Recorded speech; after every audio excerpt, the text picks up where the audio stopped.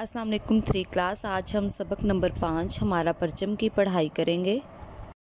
14 अगस्त का दिन था। दोपहर ढल चुकी थी। सारा दिन बच्चे जश्न आज़ादी की खुशियां मनाते रहे थे। शाम होने में कुछ वक्त बाकी था। दादा जान ने हसन और आमना से कहा, बच्चों छत पर लगी झंडियाँ उतारें और परचम उतारने चलें। हसन, दादा जान आज ही क्यों, कुछ दिन और लगा रहने दें, हम इतने शौक से झंडे लगाए थे।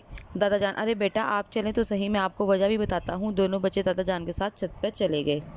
बच्चों ने दादा जान के साथ मिलकर तमाम झंडियों और परचम को उतारा और उन्हें तय करके एक प्लास्टिक की थैली में रख दिया। तीनों नीचे वापस आ गए। नमाज मगरिब का वक्त हो गया था। दादा जान और हसन नमाज अदा करने मस्जिद चले गए। वापस आने के बाद दोनों बच्चे बेचैनी से इस बात का इंतजार कर रहे थे कि दादा जान इनके सवाल का जवाब दें। इन्हें इस बात का तजस्सुस था कि आखिर आज ही 14 अगस्त की परचम और झंडियाँ क्यों उतारी गई, जबकि गली में बहुत से गैर ऐसे भी थे जहाँ झंडे लगे हुए थे। दादा जान ने मुस्कुराकर दोनों को कहा, दोनों की तरफ देखा और कहने लगे, आओ बच्चों, आज मैं आपको पाकिस्तानी परचम और इसके एहतराम के बारे में कुछ बताता हूँ।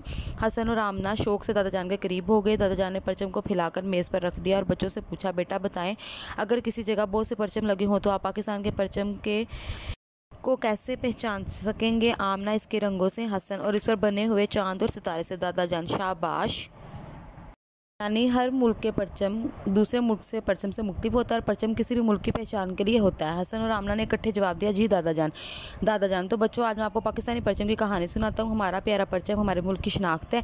इस सब सलाली परचम की तैयारी के सिलसिले में कायद आज़म ने अपने साथियों के मशवरे से अमीरुद्दीन कुदवाई से दरख्वास्त की कि उभरते हुए पाकिस्तान के इक़्तिदार को सामने रखते हुए एक ऐसा परचम बनाए जो मुसलमानों के साथ साथ अक़लियतों की भी नुमाइंदगी कर सके। आमना, दादा जान ये भी बताएंगे इसमें सफ़र और सफ़ेद रंग ही क्यों है? दादा जान, सब बताता हूँ बेटे।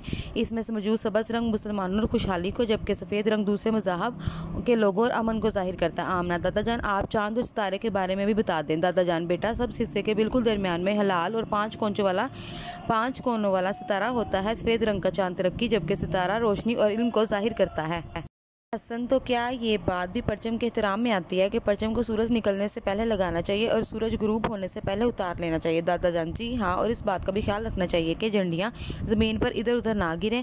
आप इन झंडियों को गिराकर किसी थैली में डाल लें तो बहुत अच्छी बात है। हसन, वाह दादा जान, इससे पहले तो हमें इन बातों का पता ही नहीं था। अब हम दोनों इन बातों का ध्यान रखेंगे। दादा जान, ये सबज हिलाली परचम हमारे वतन की शान और पहचान है। हमें इसकी सरबुलंदी के लिए मिलजुल कर काम करना चाहिए ताकि इस पर बने चांद और सितारे की रोशनी कभी मान ना पड़े।